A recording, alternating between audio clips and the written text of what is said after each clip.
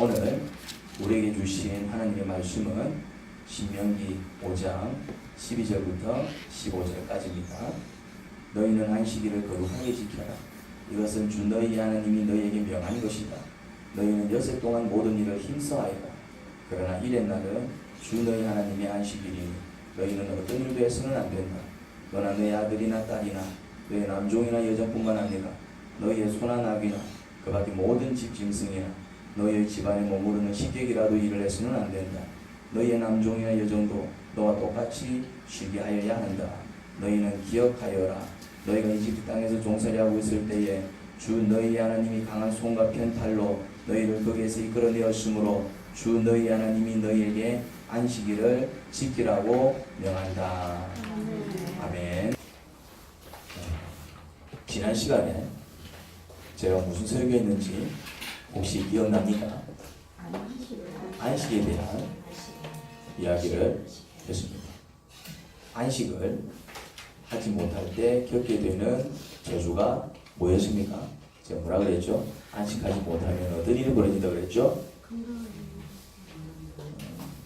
육신을 안식시켜 주지 않으면 육신이 질병에 시달립니다.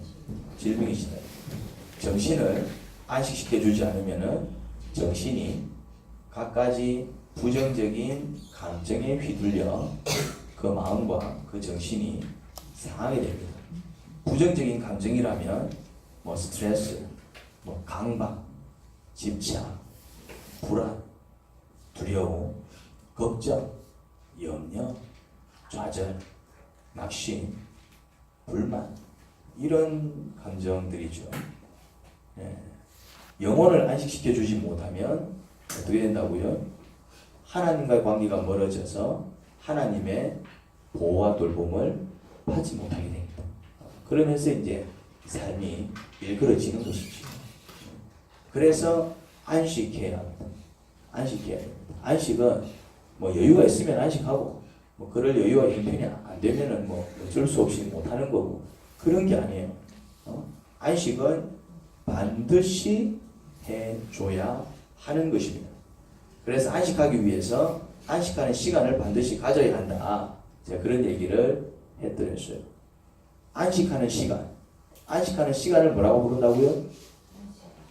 그렇죠. 영적으로 많이 잘하신 것 같아요. 대답 제일 빨리 하세요. 안식일이 딴 게 아니고 안식하는 시간을 안식일이라고 하는 거예요. 새벽마다 하나님 앞에서 기도하며 정신을 안식시키는 시간을 가지면 그 매일 새벽 시간이 뭐가 된다고요? 안식일입니다. 안식일. 꼭 안식일을 날의 개념으로만 쓰시는데 또 다음에 성경에서는 안식일을 날의 개념으로만 쓰지 않습니다. 그냥 이렇게 안식하는 그런 시간의 개념으로도 쓰고 있는 것을 보게 됩니다.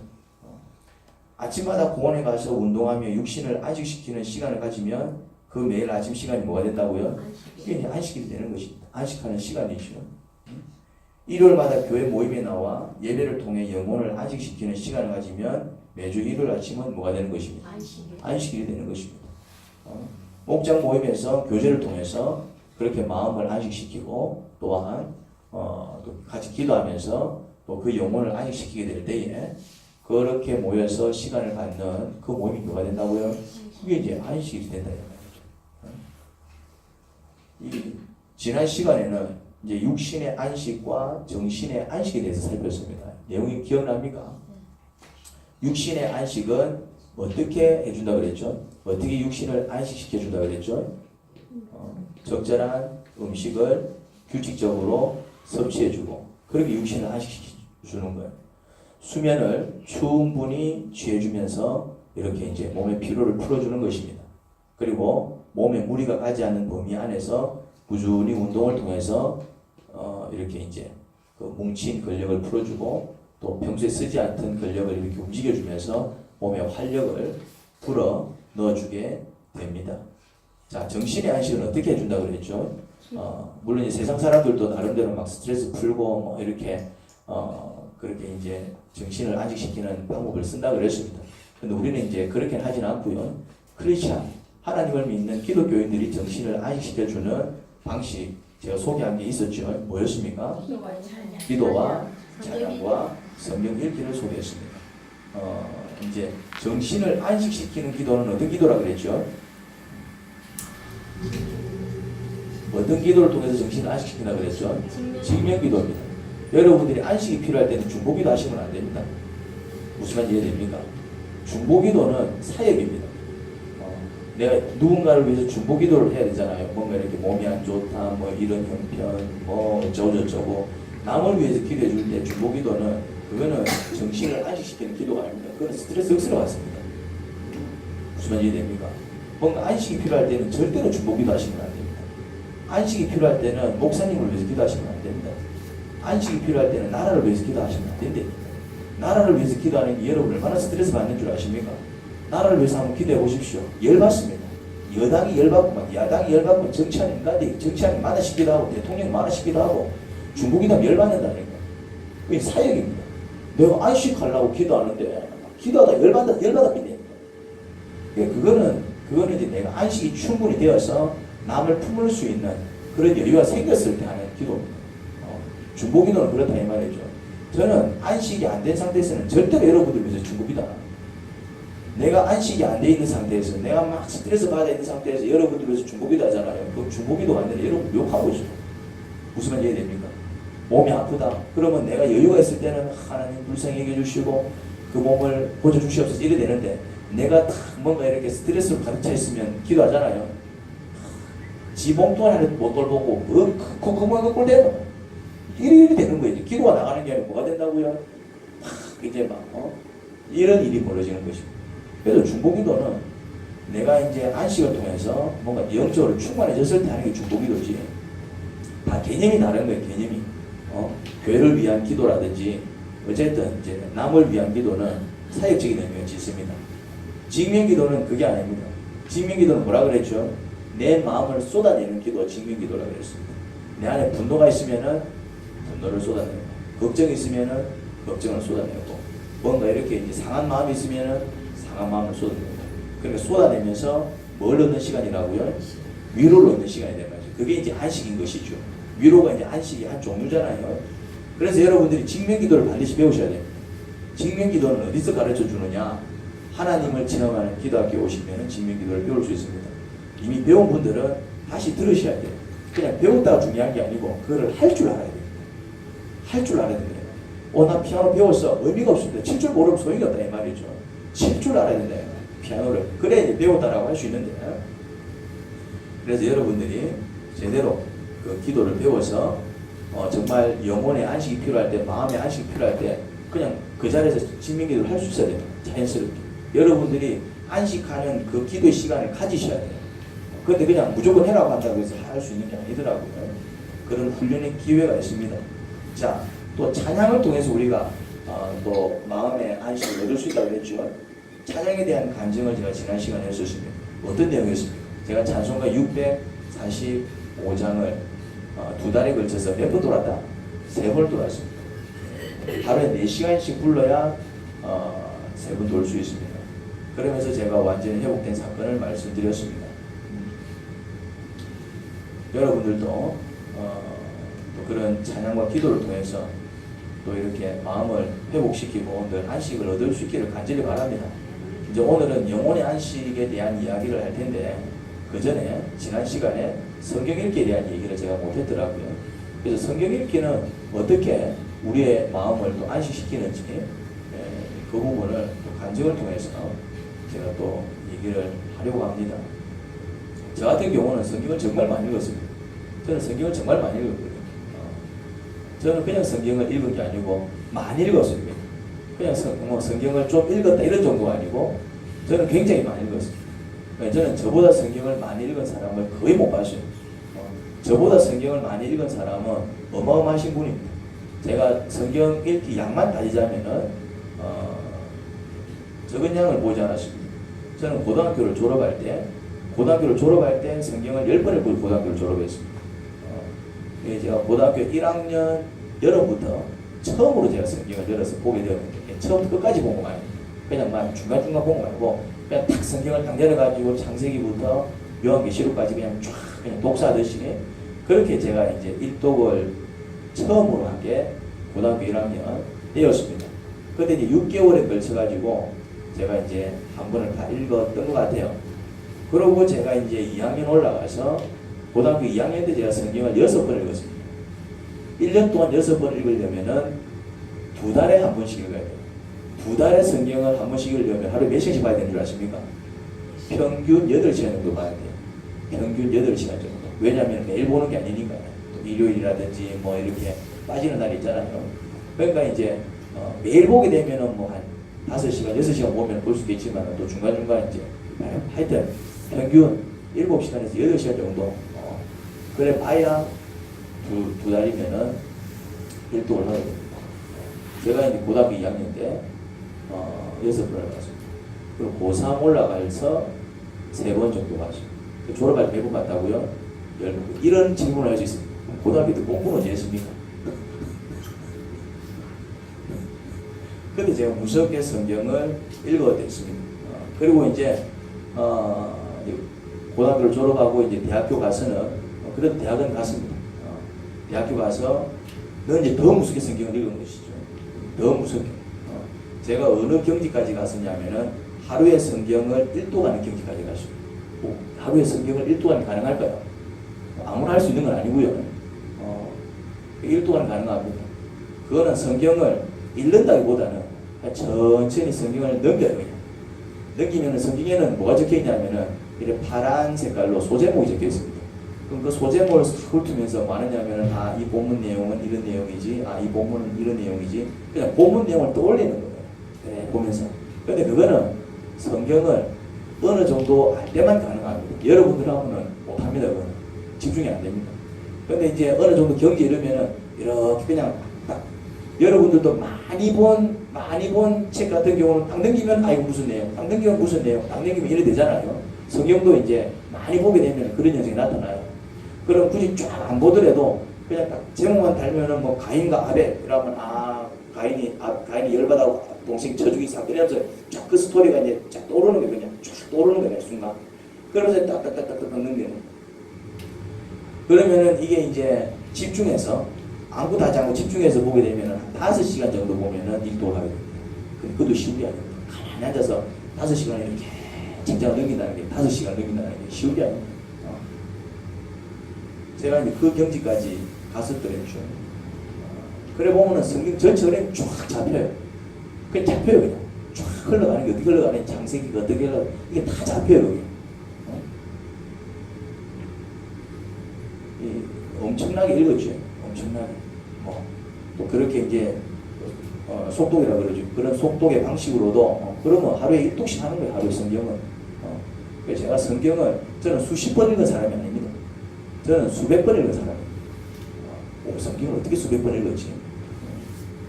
제 추산으로 적게는 200번, 많게는 한 300번 읽지 않았을까? 근데 이제 모릅니다. 그것도 이제 한참 읽었을 때고, 지금도 제가 성경을 그렇게 보니까, 물론 지금은 성경을 뭐 1년에 뭐 그렇게 많이 보지 않습니다. 지금은 묵상 위주로 보고, 정독 위주로 보기 때문에, 그래도 제가 1년에 이래저래 따져보니까 1년에 2독 정도는 하더라고요.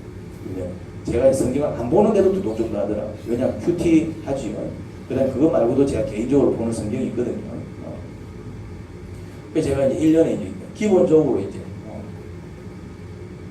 그런데 제가 성경 마니아가 된 계기가 있었어요. 이게 이제 중요한 얘기. 성경을 보게 돼. 마니아가 돼. 그냥 본 게 아니고 그냥 성경을 즐겨 본 정도가 아니고 그냥 완전히 이제 빠져버린 것이죠. 이제 뭐 나쁘게 얘기하면 중독입니다. 일종의.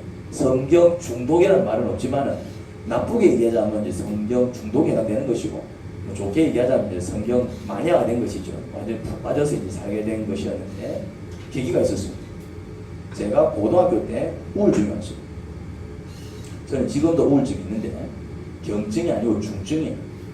저는 오랫동안 우울증을 앓았기 때문에, 이제는 이제 좀 그 우울증을 나름대로 다스리면서 합니다. 지금 거의 한 30년째 제가 우울증을 달고 있거든요. 하지만 초창기 때는 제가 감당할 수가 없었죠. 나이도 어렸고. 그러니까 딱 제 나이 때가 니 몇 살이고? 19살이고. 19살. 저보다 좀 빨리 왔겠네요. 고등학교 때 이제 고3이니까. 이 우울증이 일어나면 사람이 굉장히 어두워지면서 무기력해집니다. 우울증을 경험하지 못한 사람들 아니면은 경증 우울증을 경험한 사람들은 잘 모릅니다. 우울증이 이제 이렇게 심한 경우에는 굉장히 사람이 무기력해져요. 어두워지면서. 그래서 우울증 환자가 자살하는 이유가 그거예요. 굉장히 무기력해져요. 그게 이제 우울증이죠. 이제 우울증이 오면은 만사가 귀찮아지면서 아무것도 하기 싫어집니다. 그게 이제 심하면 중증이고 이제 그게 약하면 이제 경증인데 중증 같은 경우는 진짜 아무것도 할 수가 없어요. 심리 상태가 아무것도 할 수 없는 어떤 그런 심리 상태가 들어가 버립니다. 그때 이제 그 우울한 기분이 사람을 굉장히 뭐랄까 어둡게 만들거든요. 그게 이제 힘들어요. 그걸 피하기 위해서 이제 그 우울한 기분을 피하기 위해서 이제 게임에 빠지면 뭐가 되고요? 게임 중독이 되는 것입니다. 이제 그 우울한 기분을 피하기 위해서 이제 술에 빠지면은 알코올 중독이 되는 것입니다. 섹스에 빠지면은 섹스 중독이 되는 것이고, 마약에 빠지면 마약 중독, 뭐 이제 그렇게 되는 거죠. 그런데 그때 저는 나름대로 신앙생활을 열심히 하고 있을 때라 그런 것에는 빠지지 않았습니다. 이제 어렸을 때부터 신앙생활을 열심히 했기 때문에 어떤 윤리적인 훈련이 되어 있는 거예요. 이런 거 하면 안 돼, 이건 악한 거야, 죄악이야. 이제 그런 어떤 어렸을 때부터 이제 훈련이 되다 보니까 이제 섣불리 이제 그런데 이제 제가 손을 댈 수는 없었죠. 교회 덕을 본 셈입니다. 그렇지만 그 우울이라는 기분을 떨쳐버리기 위해 뭐라도 해야 되는데 우울증은 무기력을 동반하니까 이게 이제 만사가 귀찮아져서 아무것도 할 수가 없었지요. 그때 제가 뭘 보기 시작했다고요? 성경을 이제 제가 이제 뭔가 특히 보기 시작할 때였죠. 그 타이밍이 어떻게 조금 맞아떨어졌죠. 제가 고등학교에 입학할 때 좀 좋은 성적으로 들어갔습니다. 고등학교 1학년 때 제가 반장 후보에 나갔거든요. 후보가 5명이더라고요. 고등학교 1학년 때 반장 후보가 된 것은 성적이 5등 안에 들어갔다는 얘기입니다. 보통 고등학교 1학년, 우리 고등학교는 그랬어요. 고등학교 2학년, 3학년은 조금 다른데 1학년 같은 경우는 학생들이 잘 모르기 때문에 주로 이제 성적 순으로 이제 후보에 올립니다. 근데 이제 후보가 5명이었는데 제가 이제 그 들어가 있더라고요. 그래서 덕분에 이제 반장 돼갖고 우리 반이 이제 엉망이 된 좀 불운한 일이 있었는데 제가 이제 처음에 이제 고등학교 들어갈 때는 그래 들어갔지만은 우리 학교 전체 수가 한 500명 왔다 갔다 했던 것 같아요. 500명 좀 더 됐던 것 같은데 500명 조금 넘는 숫자 중에서 제가 490등까지 해봤습니다. 490등까지 했지만 저는 대학을 갔습니다. 공부도 놓아버렸던 것이죠. 할 수가 없었습니다. 그때 아무것도 할 수 없을 때 그나마 성경 보는 게 이제 유일한 낙이었죠. 그래서 이제 우울증이 찾아와서 제가 이제 견딜 수 없는 지경이 되면은 어떻게 했냐면 이제 성경을 두고 골방에 들어가는 거예요. 어차피 이제 아무것도 못해요. 그러면은 아침에 들어가면 저녁에 나왔어요. 아침에 들어가면 저녁에 나왔대요. 그때 어떤 일이 벌어졌냐면 처음에는 그냥 성경을 봐요. 그나마 이제 성경 보는 재미가 있어서 보지만은 이미 이제 우울증 찾아오면 그것도 막 열심히 보는 게 아니에요. 그냥 보는 거예요. 그냥 아무것도 할 수 없으니까요.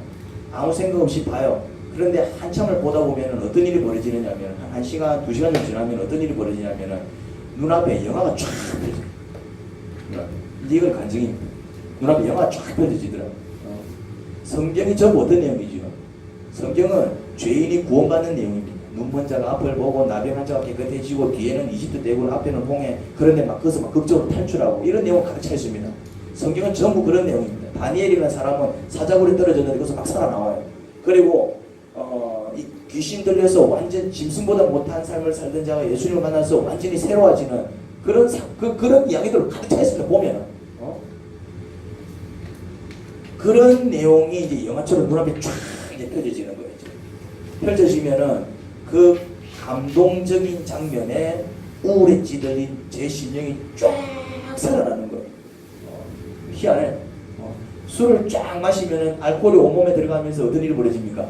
몸이 붕 마시는 것처럼 얘기합니다. 붕 뜨면서 이제 뭔가 이제 근심 걱정 다 날라가고 나중에 정신을 차리면 이래 되지만 어쨌든 그 순간에는 그런 일이 벌어지듯이 그래서 이제 알코올 중독이 그런 거잖아요. 그 어떤 기분을 잊지 못해서 마약도 마찬가지잖아요. 마약을 탁 맞는 순간 나중에는 어떻게 될까 없어요. 그 순간에는 어떻게 됩니까?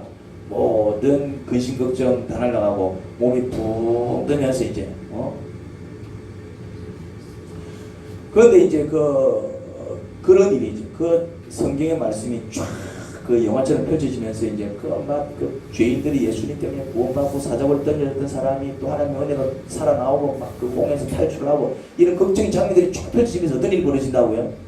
내 안에 완전 우울에 찌들려 있던 심령이 쫙 여고 몸이 붕 뜨는. 제가 저녁까지 성경을 자꾸 봐야 돼 그래 해서 이래 본 게 아니고 그냥 정신을 차려서 왠지 배가 조금 고픈 것 같기도 하고 왠지 막 어깨도 좀 뻐근뻐근거리고 왜 이러지? 그러고 문을 열고 나가보면은 분명히 들어올 때 아침 해가 뜨거워 들어왔는데 나가보면 어디 돼 있다고요? 어두컴컴한 거예요.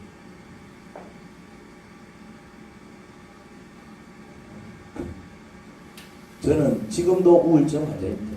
하지만 제 자신을 이제 관리하고 이제 컨트롤을 하지요. 하지만 한 번씩 컨트롤 실패할 때가 있어요. 우울증이 딱 찾아왔는데 내가 이제 그 컨트롤 실패할 때가 있어요. 이제 우울증이 확 치고 들어왔는데 내가 이제 컨트롤 실패하고 우울증이 확 치고 들어오잖아요. 그러면 저는 그때 하루 종일 잡니다. 하루 종일 잡니다. 하루 종일 자는 게 어떻게 가능해? 우울증 환자는 하루 종일 자는 게 가능합니다. 누가 그랬냐면 우리 아버지가 그랬거든요. 우리 아버지는 한 번 잠을 자면 일주일을 자요. 이해가 안 되죠? 일주일 동안 딱 밥 먹는 시간이 나서 밥 딱 먹고 자요. 그럼 일주일 뒤에 많은 줄 아십니까? 일주일 뒤에는 일주일 동안 잠을 안 자요. 산이고 들이고 막 온 데를 쑤시고 돌아다녀요. 그럼 일주일 뒤에 다시 나타나요. 일주일 동안 자는 거예요. 그게 이제 조울증입니다. 조울증. 우리 아버지는 경증이었거든요. 그게 제 사람입니다. 저는 그런 걸 보면서 살았기 때문에 늘 자고 낮에도 자고 밤에도 자고 있고 그러다가 이제 어느 순간 탁 정신이 차려지면은 이제 미치듯이 이제 온 데를 돌아다니는 잠도 안 자고 정상이 아닌 것이죠. 이제 확 치고 들어오면 하루 종일 자는 게 가능합니다. 이게 사람이 무기력해지기 때문에 그때는 이제 제 삶의 패턴이 다 깨지고 제가 무척 힘들어지죠. 그래서 제가 우울증에 당하지 않으려고 무척 조심합니다. 성경을 그냥 읽기만 해도 상한 심령이 회복되는구나. 저는 그걸 완전 몸으로 경험했습니다. 몸으로 경험했습니다. 여러분, 직명기도, 찬양, 성경 읽기에 공통점이 있습니다. 직명기도는 하나님께 자기 감정을 쏟아내는 기도입니다. 그리고 찬양은 하나님을 높이는 찬양하는 노래죠. 그냥 일반 노래와 다릅니다. 그리고 성경은 하나님의 말씀입니다. 여러분, 하나님께서 살아계시기 때문에 기도할 때, 찬양할 때, 성경을 읽을 때 그 하나님께서 우리의 상한 심령을 만지시는 것입니다. 그게 안식입니다. 그게 안식이다 이 말이죠. 그래서 그 맛을 본 사람들은 하나님 품을 늘 찾는 거예요. 그 맛을 본 사람. 직면기도를 통해서 뭔가 이렇게 내 마음을 만지시고 성경 읽기를 통해서 뭔가 내가 회복이 되고 찬양을 통해서 내가 안식과 위로를 얻는 그 맛을 본 사람들은 힘들 때마다 뭐 하겠어요? 힘들다? 뭐 하겠어요? 그러면 실 골방 들어가서 직면기도 하는 것입니다. 힘들다? 뭐 하겠습니까? 실 또 이제 또 찬송가를 펴든 유튜브를 틀든 내가 또 찬양을 들으면서 따라 부르는 것입니다. 힘들 때 뭐 하는 것입니까? 성경을 살 펴가지고 또 그냥 아무 생각 없이 읽어나가는 것입니다. 그러면 뭘 경험한다고요? 나를 위로하시고 나를 만지시고 나를 회복시키시는 하나님의 은혜를 맛보게 되는 것입니다. 그게 왜 가능하냐면은 하나님께서 살아계시기 때문에 하나님 품 안에서 회복을 경험하는 것이죠. 그걸 안식이라고 합니다. 하나님 품 안에서 회복되는 것. 그거를 성경은 안식이라고 합니다. 자, 그러면 이제는 영혼의 안식에 대해서 살펴보겠습니다. 영혼을 안식시켜야 될 거 아니에요. 영혼을. 이제 육체를 안식시키는 법을 배웠고, 이제 마음을 안식시키는 법을 배웠습니다. 그럼 이제 이 영혼을 안식시켜야 되는데, 영혼을 안식시키는 방법이 뭐냐면은, 그게 예배입니다. 예배를 이유 없이 드리는 게 아닙니다. 예배를 이유 없이 드리는 게 아니라니까요. 이 예배가 뭐하고 연결이 되어 있냐면은, 영혼의 안식과 연결이 되어 있습니다. 그래서 우리가 주일을 성수할 때 뭘 드립니까? 예배를 드리는 이유가 그것입니다. 그냥 이유 없이 예배를 드리는 게 아닙니다. 그냥 뭐 늘 이렇게 그 시간만 되면 나와가지고 뭐 와갖고 뭐 이렇게 찬송 뭐 몇 장 부르고 또 뭐 설교 한번 듣고 이래 돌아가는 게 그냥 막 내가 크리스찬이니까 그렇게 하겠지. 그런 의미가 아니고 이 예배가 가지고 있는 큰 의미가 있습니다. 이 예배는 뭘 안식시키는 안식일이라고요? 영혼을 안식시킵니다. 영혼을. 우리가 세상에서 열심히 삽니다. 그렇죠? 열심히 삽니다. 열심히 안 사시는 분들이 있습니까? 열심히 안 사시는 분들은 그 자체가 죄악이겠죠. 근데 대개는 열심히 살아요. 학생들은 뭐하고? 열심히 공부하겠죠. 가만있어. 여기 학생 누가 있나? 열심히 공부하나? 안 하나? 그냥 먹지요. 학생은 이제 뭐합니까 이제? 열심히 공부하겠지. 학교 가서 열심히 공부하고 학원 가서 열심히 공부하고 집에서 이제 공부하고 이제 장사하는 사람은 열심히 물건을 팔겠죠. 열심히 물건을 팔겠죠. 목사는요. 열심히 목회하겠죠. 이제 설교를 또 준비해야 되고 또 이제 자기 할 일이 있을 것입니다. 직장인은 열심히 직장 생활할 것이고 가정주부는 또 살림을 열심히 살겠죠. 그런데 그렇게 열심히 살다 보면 어떤 일이 발생합니까? 열심히 삽니다. 학생은 막 열심히 공부합니다. 막 목사는 막 열심히 막 뛰댕기면서 목회합니다. 아니면 막 설교 준비합니다. 장사하는 사람은 막 이 사람 저 사람 만나면서 물건을 팝니다. 열심히 살다 보면 어떤 일이 벌어집니까? 그렇죠. 그걸 이렇게 표현합니다. 세상살이에 찌들리게 됩니다. 근데 그런 표현을 쓰잖아요. 세상살이에 찌들린다 이 말이죠. 학생은 뭐에 찌들리고요? 공부에 찌들립니다. 처음에는 이제 좋은 마음 열심히 하지만 나중에는 어떤 생각이 듭니까? 내가 왜 이래 살아야 되지? 이놈의 그 언제까지? 행복은 성적순이 아니잖아요. 막 이런 생각 막 나는 거예요. 맞지, 다이야? 이게 이제 공부에 찌들리는 거예요. 맨날 내가 공부하고 왔는데 엄마는 또 공부해야 해서 말이지. 이게 이제 막 공부에 이제 찌들리는 것이. 내가 할 만큼 했는데 말이지. 맨날 엄마 놀아대서. 내가 한 몇 시간 공부하고 지금 TV 보고 있는데 몇 시간 공부할 때는 엄마 딴 데 있다가 TV를 뜬 갔다 나가고 이놈 다시나 왜 공부하나 TV 보는지 해서 엄마 내 맘도 몰라주고 말이죠. 다이는 또 웃지요. 그 이제 이게 이제 열심히 하다 보면 공부에 이제 찌들린다 이 말이죠. 이 장사하는 사람은 처음에는 막 신나게 팝니다. 근데 이제 나중에는 이제 어떤 일이 벌어집니까? 돈도 싫고 근데 막 다 싫은 거예요 이제 막. 왜? 찌들리니까. 이제 막 삶에 찌들린다 이 말이죠. 힘들다 이 말이죠. 마찬가지입니다. 여러분 목사는 이제 목회라는 특별한 일을 하니까 늘 행복은 좋을 것 같죠? 아닙니다. 아침마다 그 제가 묵상을 올리잖아요. 저는 묵상을 두 가지를 하는데 하나는 내 개인적인 묵상을 하고 이제 하나는 이제 여러분들 보시라고 이제 올리는 묵상을 하고 개인적인 묵상을 해야 되는데 개인적인 얘기니까. 근데 이제 올리는 묵상은 신경을 써서 올려야 되잖아요 이제. 그럼 한 번씩 내가 지금 뭐 하고 있지? 아침마다 이런 느낌 든다 이 말이죠. 맨날 글을 만들어서 올린다는 게 한번 해보십시오. 이게 글을 만들어 올리는 게 쉬운 게 아닙니다. 다른 내용은 뭐 비슷하겠지만 그래도 이제 다른 내용을 이렇게 올린다는 게 설교도 마찬가지예요. 이게 하다 보면은 야 이것이 내 평생 이래 살아야 되나 싶기도 하고. 여러분 의사 되면 좋을 것 같죠? 의사 제일 불쌍합니다.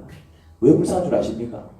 맨날 아픈 사람 아파요 여기 아파요 저기 막 응급실 가보셨습니까? 막 피 터지고 막 머리 터지고 막 이런 사람 실려가고 와 내 좀 살려달라고 막 거기서 막 이래 막 살아야 되는 사람 누구라고요?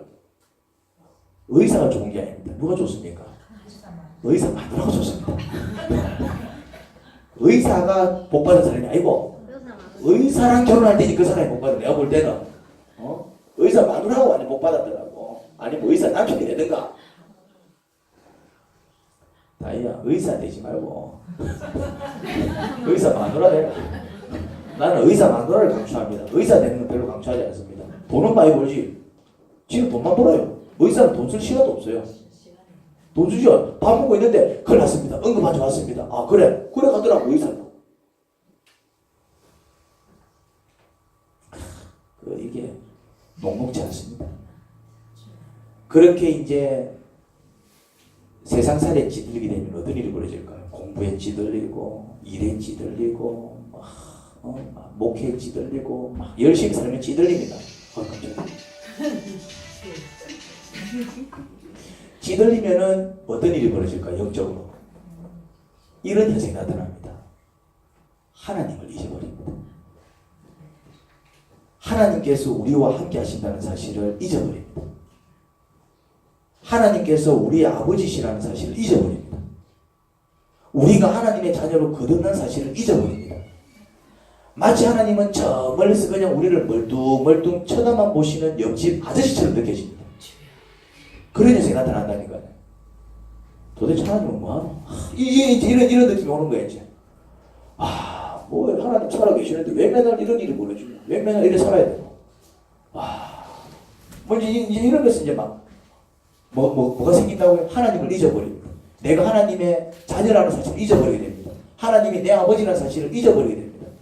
하나님이 내 옆에 계시는 게 아니라 어디 계신다고요? 그냥 저 멀리서 그냥 막 이렇게 그냥 막 멀뚱멀뚱 쳐다보시는 옆집 아저씨처럼 느껴져요. 그게 바로 영혼이 피폐해진 상태입니다. 이제 그런 상태를 영혼이 피폐해졌다 이렇게 얘기하는 것입니다. 예배는 바로 이 피폐해진 영혼을 안식시키는 유일한 방법입니다. 예배를 통해서 이제 세상살이 찌들리면은 막 하나님도 안 느껴지고 이제 막 모든 게 이제 반상 귀찮아지고 이제 아이고 막 그냥 심지어 너무 이게 역적 피폐해지면 교회 가는 것조차도 싫어집니다. 교회 가서 뭐하면 예배 드려서 뭐하면 이런 생각까지 듭니다. 그렇지만 이제 그런 마음을 다 그냥 유혹을 물리치고 이제 와서 예배를 드릴 때에 이제 예배를 통해서 어떤 일이 벌어지느냐면 지금 이 순간에도 나와 함께 하시는 하나님을 다시 느끼게 된다 이 말이죠. 예배를 통해서 하나님께서 바로 내 아버지이시라는 사실을 다시 기억하게 되는 것입니다. 하나님이 내 아버지셨지. 그리고 예배를 통해서 내가 이제 하나님의 자녀로 거듭난 자임을 떠올리게 됩니다. 내가 하나님의 아들인데 왜 이래 살고 있지? 왜 이래 궁상 두고 있지? 힘들면 하나님 기도하면 되는데 뭐가 팍 일어난다고요? 믿음이 팍 일어나요. 믿음이 팍.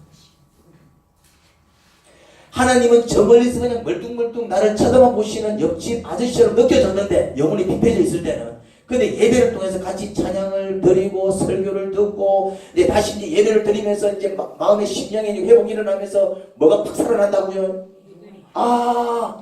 하나님은 저 멀리서 그냥 멀뚱멀뚱 나를 쳐다보시는 옆집 아저씨가 아니라 내가 필요한 거 있으면 그때그때 채워주시는 하나님이시구나. 내가 그래서 오늘까지 살 수 있었구나. 내가 이걸 안 주도 사실은 은혜가 있었는데 내가 그걸 놓치고 있었구나. 그걸 새록새록 떠올리게 되는 것입니다. 그러면서 뭐가 일어납니까? 예배를 드리기 전에는 힘들어 죽겠다. 막 이래 살아야 되나? 우주 살아야 되나? 뭐 하나님 살아계신 거 맞나? 막 이런 부정적인 생각으로 가득 차 있었는데 예배를 드리는 동안 혹은 예배를 마쳤을 때 예배를 제대로 드리면 어떤 일이 벌어진다고요? 마음이 성쾌한 거예요 이제. 감사가 일어나기 시작합니다. 감사가 일어나기 시작해요.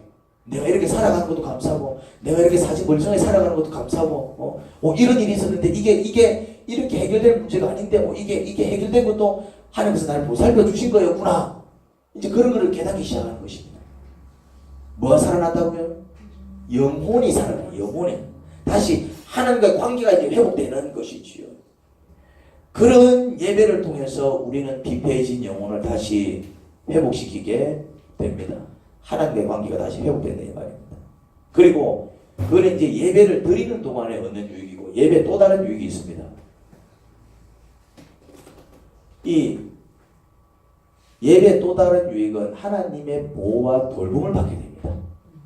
이게 이제 예배가 주는 또 다른 유익인데 예배를 드리지 않는 자 있잖아요. 불신자들은 당연히 불신자라서 예배를 안 드릴 거고 크리스찬 중에서도 뭐 어떤 개인적인 사정 때문에 예배 드리기를 소홀히하는 경우 있잖아요. 바빠서 뭐 못 드린다든지.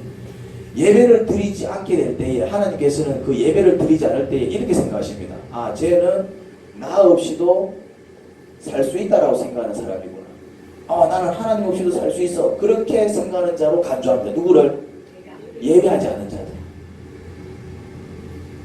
하나님은 그런 자들에게 그래? 그러면은 나 없이 한번 살아봐 그러면서 어떤 일을 만나든지 그냥 내버려 두십니다. 예배를 드리지 않는 것은 마치 어린 자녀가 집을 갖추는 것과 같아요. 어린 자녀는 부모 밑에 있어야 부모의 돌봄과 보호를 받을 수 있습니다. 그렇지 않습니까? 하지만 어떤 이유로 가출하게 되면은 그때부터는 새 팔을 고스란히 다 맞아야 돼요. 누가복음 15장 11절에서 32절을 보면은 탕자 비유가 나오는데 작은 아들이 아버지가 죽으면 받게 될 유산의 절반을 미리 당겨받아서 떠납니다.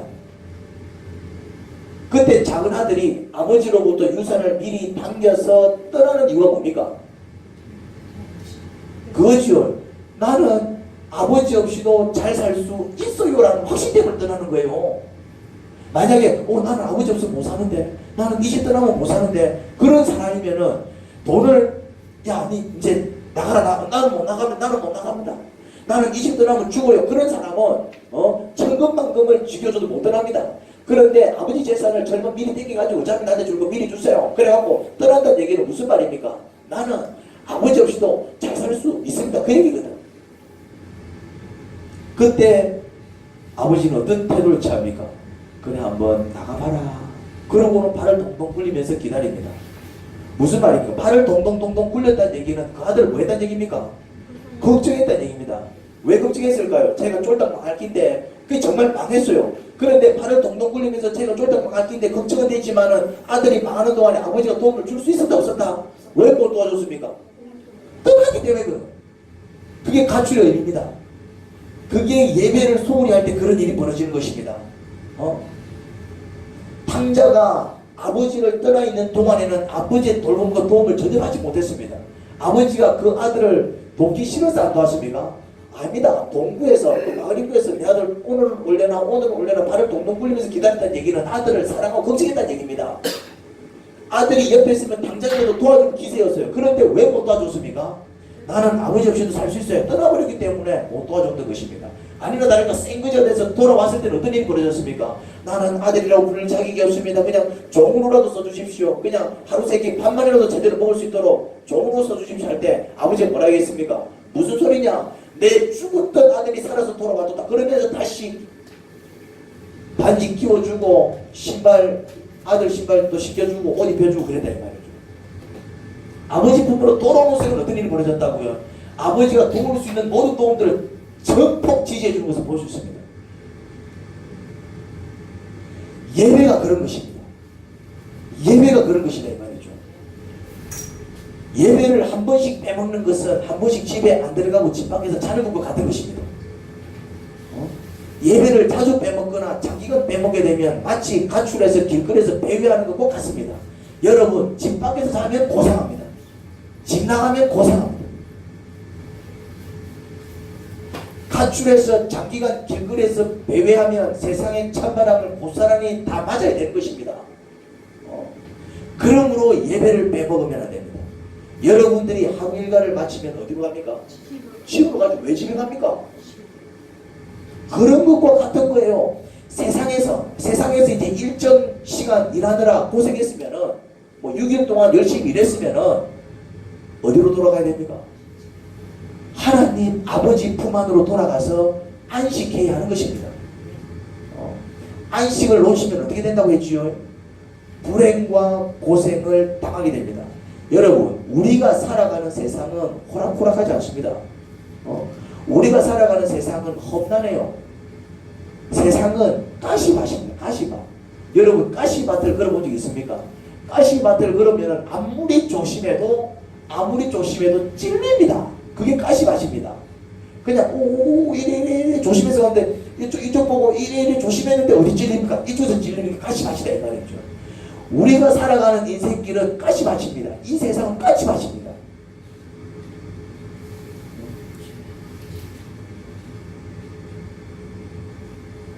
그러면은 이 세상에서 우리가 승리할 수 있는 유일한 방법은 때가 되면 하나님 품으로 돌아가서 안식해야 합니다. 나름대로 아무리 열심히 잘 살아도 어떻게 된다고요? 찔립니다. 우리가 살아가는 길이 가시길이기 때문에 때로는 내 잘못으로 인해서, 때로는 내 실수에 의해서, 때로는 내가 어리석어서 어려움을 겪을 수도 있습니다. 근데 어떨 때는 나는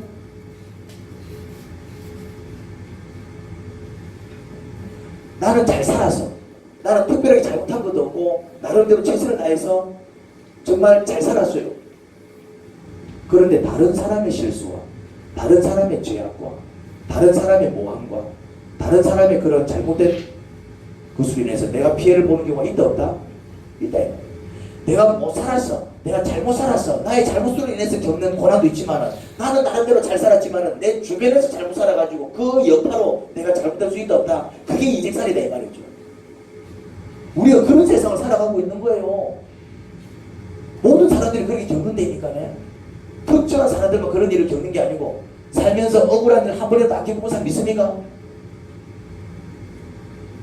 이런 세상을 살아갈 때에 우리가 어디서 안식을 얻는다고요?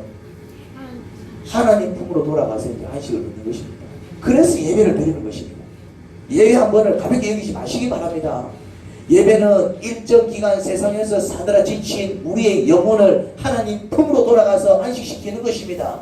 예배는 육신을 안식시키는 시간이 아닙니다. 그래서 오히려 예배를 들으려면 육신을 좀 피곤할 수 있어요.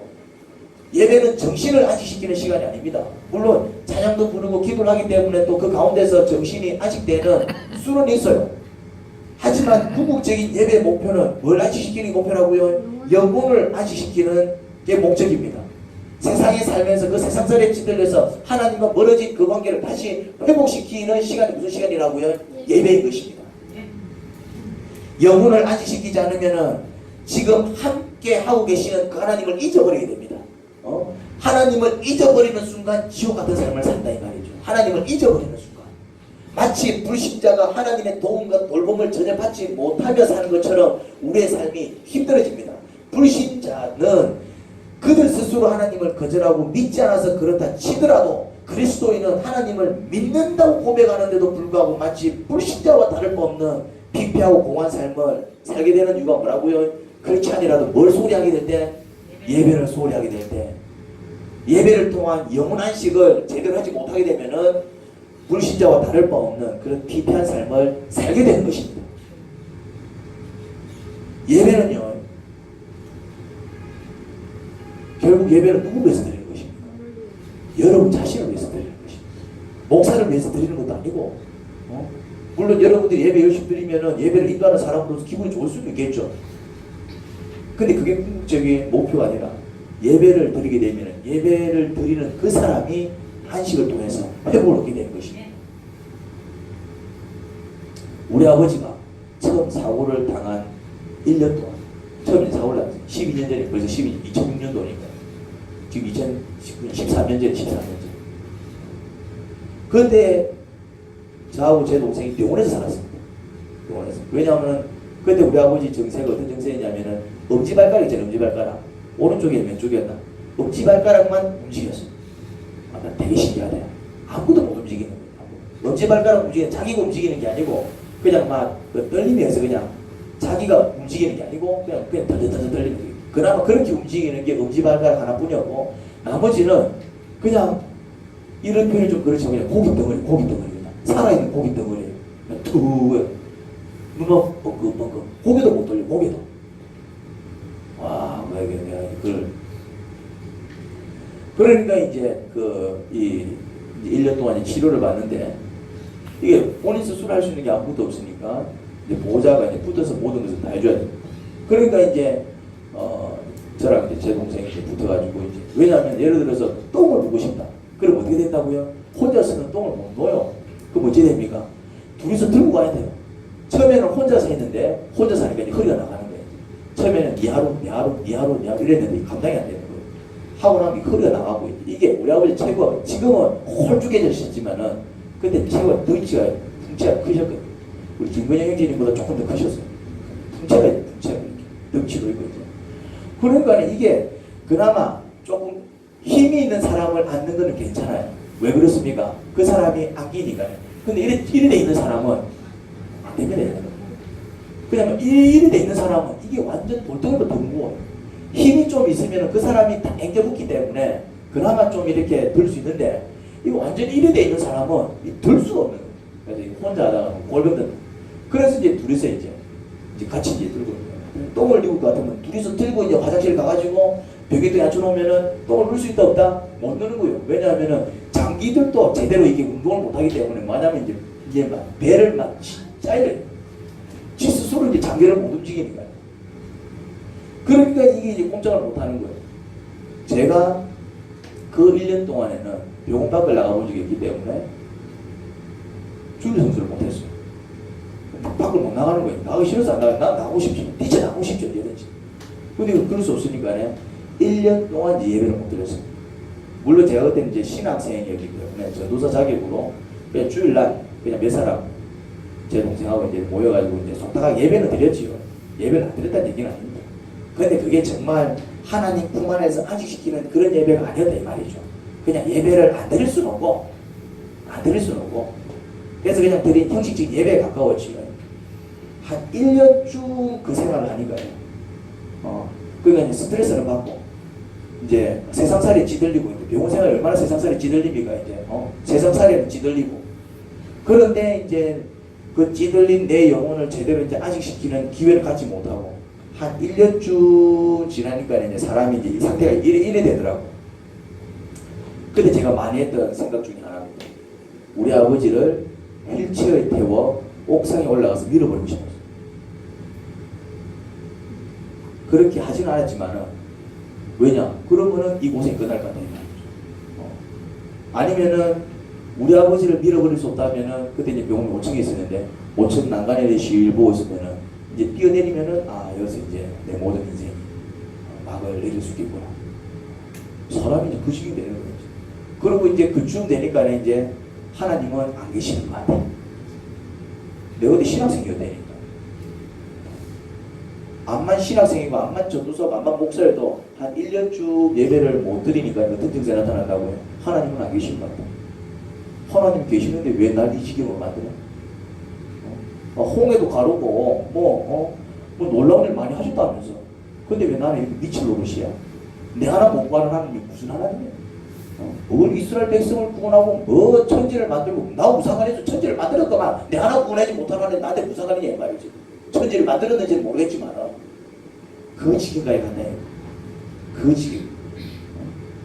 이게 뭡니까 이게? 사람이 이제 완전히 피폐해지는 거예요. 거기서 이제 한 걸음 더 나가면 뭐합니까 이제? 진짜 이제 우리 아버지를 밀어보면 살인자가 되는 거고 내가 뛰내리면 난 뭐가 되는 겁니까? 나는 이제 그냥 자살로 그냥 인생을 비참하게 마치는 불쌍한 사람이 되는 것이죠. 그래 갔나요? 하나님은 그 어디에도 안 계시는 것처럼 느껴지지. 하나님께서 살아계시는데 내가 왜 이렇게 살아야 돼? 그런 생각으로 가득 찹니다. 하나님을 믿는다는 그리스도인이었지만 그 지경이 되면은 천국 같은 삶을 살겠어요? 지옥 같은 삶을 살겠어요? 지옥 같은 삶을 사는 것입니다. 근데 그 이유가 뭐라고요? 그 이유가 뭐라고요? 영혼을 안식시키지 못해서 그런 상황일수록 더 영혼을 안식시켜줘야 되는데 그런 상황일수록 그렇잖아요.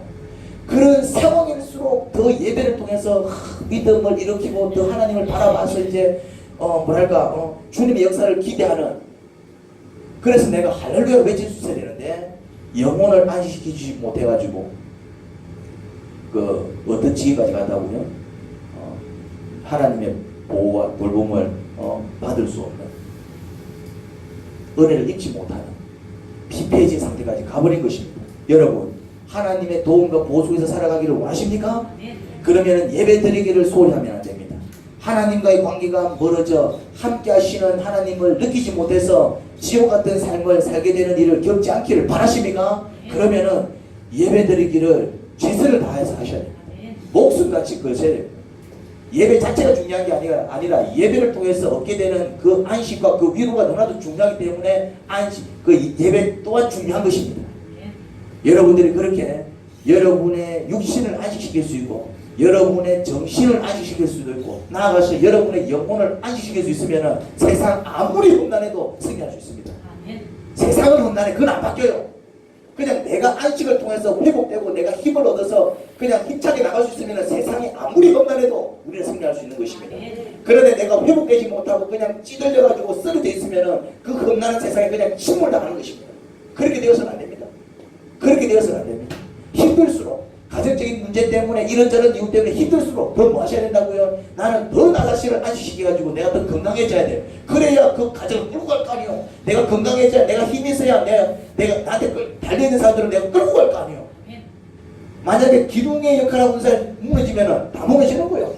그 사람이 무너지면 그 가정도 무너지는 것이고 그 사람이 무너지면 그냥 그 사람이 소속되어 있는 그 단체도 다 무너지는 것이요. 그렇지만은 나라도 멀쩡하게 살아있으면 뭐 할 수 있다고요? 내가 끌고 가는 것입니다. 하나님 아버지 그렇습니다. 안식이 중요한 이유는 우리에게는 회복이 필요하기 때문에 그렇습니다. 세상살이는 힘듭니다. 열심히 살면 살수록 더 힘든 게 세상살이입니다. 그러니 육신의 안식, 정신의 안식, 그리고 또 심지어 영혼의 안식 너무나도 중요합니다. 예배를 통해서 영혼이 안식됩니다. 그리고 정말 기도와 말씀과 찬양을 통해서 정신이 안식됩니다. 그리고 정말 규칙적인 삶을 통해서 육신이 안식됩니다. 하나님, 우리의 몸과 영혼을 안식시켜 주시옵소서. 하나님 품 안에서 회복되기를 소원합니다. 우리를 불쌍히 여겨주시고 모든 문제에서 건지사 정말 승리하는 삶, 멋진 인생 살아가기를 소원하오니 저희를 인도하여 주시옵소서. 예수님 이름으로 기도합니다.